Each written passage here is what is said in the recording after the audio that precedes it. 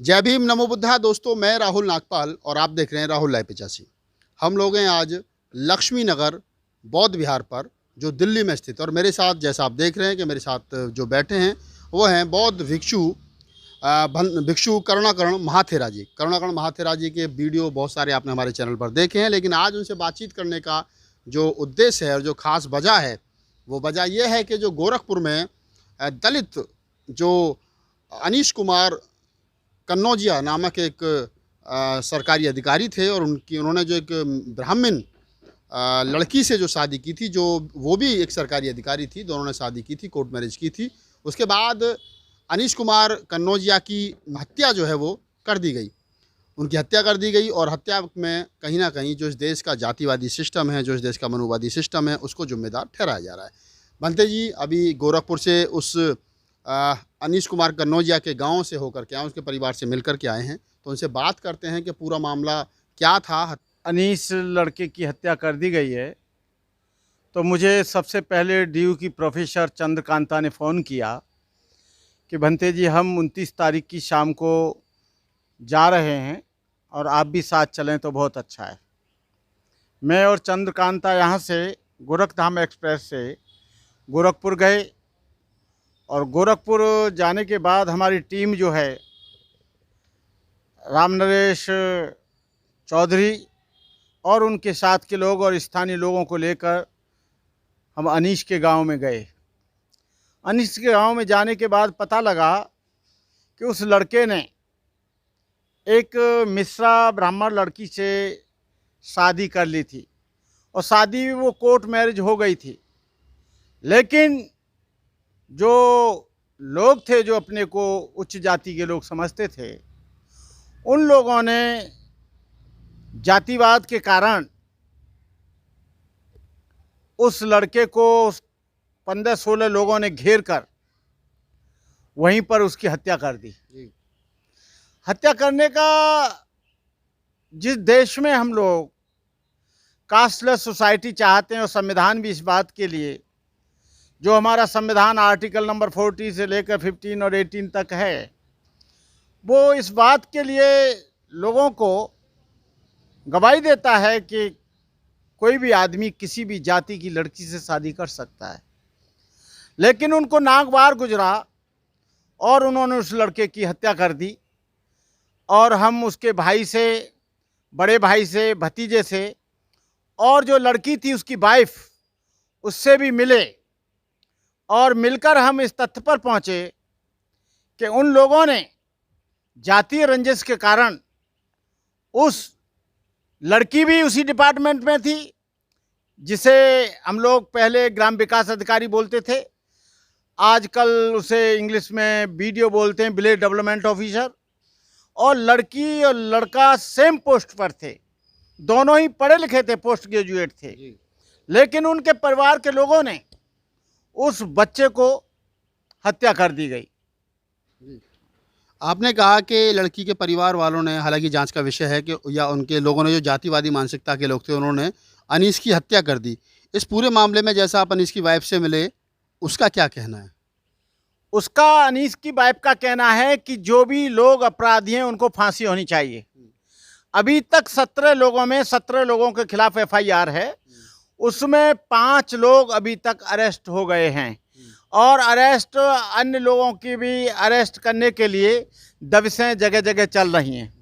जो 5 लोग अरेस्ट हुए हैं, ये उनके लड़की के परिवार के लोग हैं या कुछ बाहर के लोग हैं? वो लड़की के परिवार के और रिश्तेदार और कुछ गांव के लोग हैं।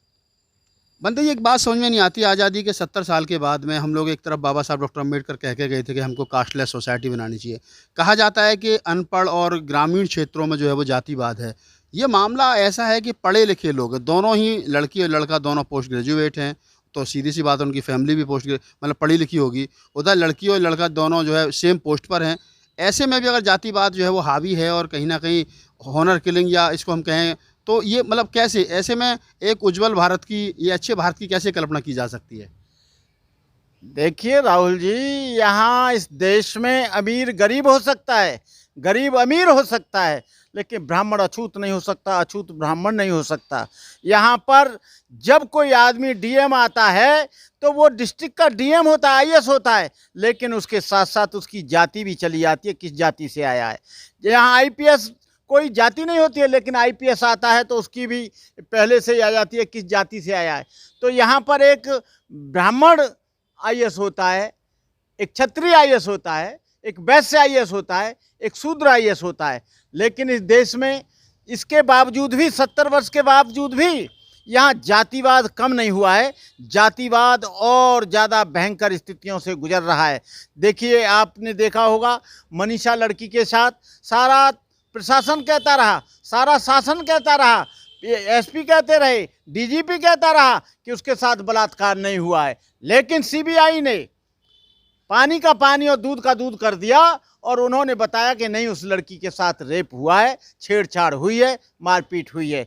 यहाँ पर अनजस्टिस हमेशा होता रहता है और यहाँ पर न्याय पाना जातिवाद के कारण बहुत कठिन है। जातिवाद के लिए यहाँ पर एक ठोस कानून बनाया जाए कि कोई भी आदमी अपने नाम के सामने सरनेम नहीं लिखेगा और कोई भी आदमी जाति नहीं लिखेगा, कोई अपने वाहन पर जाति नहीं लिखेगा, कोई आदमी किसी भी कार्यालय में जाति शब्द का प्रयोग नहीं करेगा, तब तो संभव है। लेकिन जब फार्म ही भरा जाता है कि ये फलाने चतुर्वेदी हैं, ये फलाने द्विवेदी हैं, ये फलाने निवेश जी हैं, ये फलाने पिप्पल जी हैं, ये फलाने जाट साहब हैं, ये फलाने छत्री साहब हैं, ये फलाने चौहान साहब हैं, ये फलाने जो सिकरवार साहब हैं, ये फलाने जो उपाध्याय हैं, फलाने शर्मा हैं, तो जातिवाद की पूंछ जो ख़त्म नहीं हो रही है, ये सबसे बड़ी चीज़ तो है कि गवर्नमेंट को सबसे पहले उपनाम और जातियां ख़त्म करनी चाहिए और जाति के नाम पर केवल उसमें भारतीय लिखना चाहिए। वो किस धर्म को मानता है वो उसकी व्यक्तिगत स्वतंत्रता है,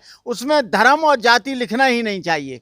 आपने कहा कि धर्म और जाति नहीं लिखना चाहिए, लेकिन जो समाज, जो अपर कास्ट समाज इस दलित समाज का शोषण कर रहा है, इनकी हत्याएं कर रहा है, इनकी बहन बेटियों के साथ में रेप कर रहा है, ये लोग, अगर हम कुछ कहें कि शेड्यूल कास्ट या जो दलित समाज है उसकी जो जातियाँ, चाहे कन्नौजिया बोलें तो धोबी हैं, चाहे खटीक है, चाहे पासी, और जो लोग हैं, जो जातियाँ हैं, वो आज भी हमने उसके अनीश कुमार के फ़ोटो देखे कि वो योगी जी के चरणों में बैठा है, बीजेपी का सपोर्टर से साफ साफ जलता है। मतलब जो सिस्टम उनका शोषण कर रहा है उसी सिस्टम के वो पोषक बने हुए हैं। ह्यूमन रिसोर्स की वर्ल्ड स्तर पर भारत की रिपोर्ट है, भारत की, कि जितने भी भारत में रेप होते हैं, हत्याएं होती हैं, मर्डर होते हैं, उन लोगों का उत्पीड़न होता है, एट्रोसिटी होती है, आतंकित किए जाते हैं, वो सारे के सारे ह्यूमन रिसोर्सेज की रिपोर्ट है कि वो जातिगत आधार पर होते हैं। और जातिगत आधार पर 99% जो केसेज हैं इंडिया में वो जातिगत आधार पर होते हैं। आपने कहीं नहीं सुना होगा कि बैकवर्ड कर रहा है बलात्कार, या शेड्यूल कास्ट कर रहा है, या मुसलमान कर रहा है। 90% वो लोग जो चार्टर वर्ण व्यवस्था के आधार पर 3 श्रेणियों में विभाजित हैं, उच्च जातियां, वही कर रहे हैं। मेरा सवाल ये है कि जो जिन लोगों का शोषण हो रहा है और जो सिस्टम के तहत उनका शोषण हो रहा है, वो आज भी उसी सिस्टम के पोषक बने हुए, उस सिस्टम को छोड़ते क्यों नहीं है वो?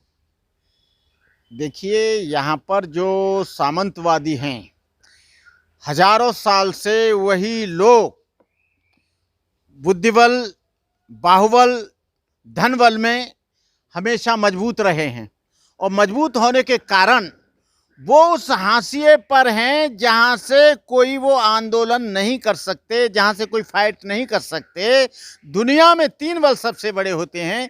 जब इनकी शिक्षा का अपहरण कर लिया गया, इनके बाहुबल का अपहरण कर लिया गया, इनके धन का अपहरण कर लिया गया, तो फिर मजबूत कैसे होगा जिसको खाने के लिए रोटी नहीं है और उन्हीं के अंदर मातहत हैं, उन्हीं के खेत में जाना पड़ेगा, उन्हीं के यहाँ नौकरी करनी पड़ेगी, उन्हीं के यहाँ मजदूरी करनी पड़ेगी। तो कारण एक नहीं है, जो यहाँ का सोशल स्ट्रक्चर है, जो सोशल डिस्क्रिमिनेशन है, जो सोशल डिस्पारिटी है, जो सोशल के आधार पर जो इनका शोषण है, वो सामाजिक आधार पर ज़्यादा है, आर्थिक आधार पर इतना नहीं है।